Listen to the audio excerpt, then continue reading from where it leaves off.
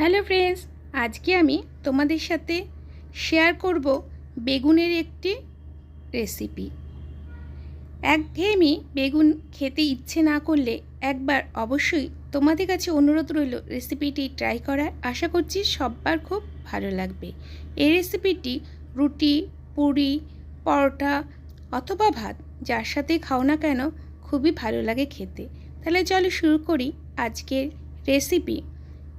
এখানে আমি নিয়ে নিয়েছি বেগুন। এই রেসিপিটা সবুজ বেগুন দিয়ে করলেই বেশি ভালো হয়, তবে যে কোনো বেগুনই করা যেতে পারে।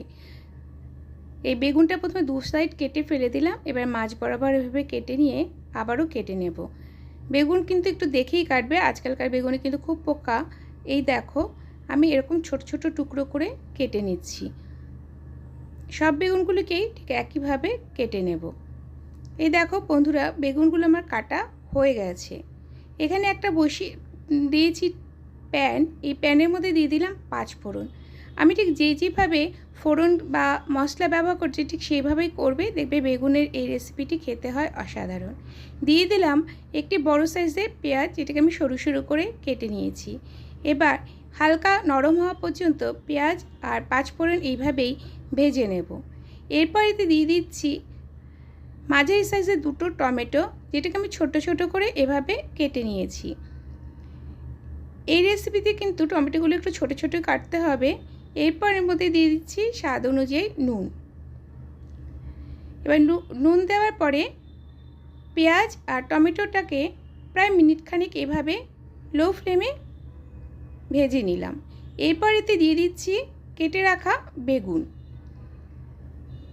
সব বেগুন দেওয়া হয়ে গেলে বেগুনগুলোকে খুব ভালো করে পেঁয়াজ, টমেটো আর 5 ফোড়নের সাথে সাঁতলে নিতে হবে মিনিট 5।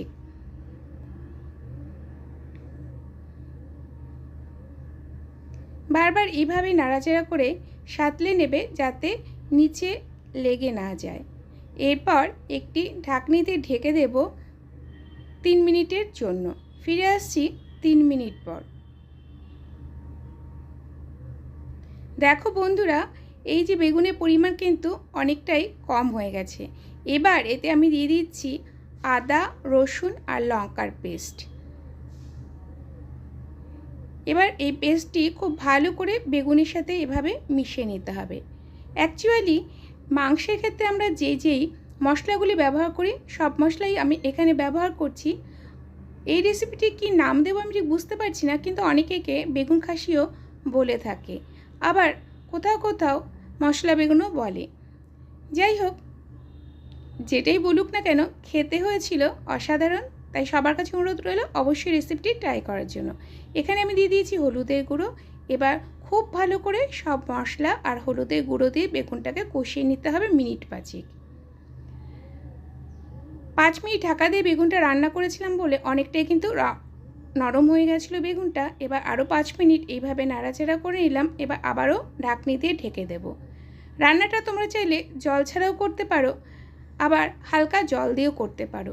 আমি এখানে এই হাফ কাপ মতো জল দিলাম। দেখে বুঝতে পারছো কত কম আমি এখানে জল ব্যবহার করছি, যাতে নিচে লেগে না যায়। তবে তোমরা যদি চাও বারবার নাড়াচাড়া করে বেগুনটাকে না ঢেকে রান্না করতে পারো, তাহলে আর জল দেওয়ার দরকার নেই।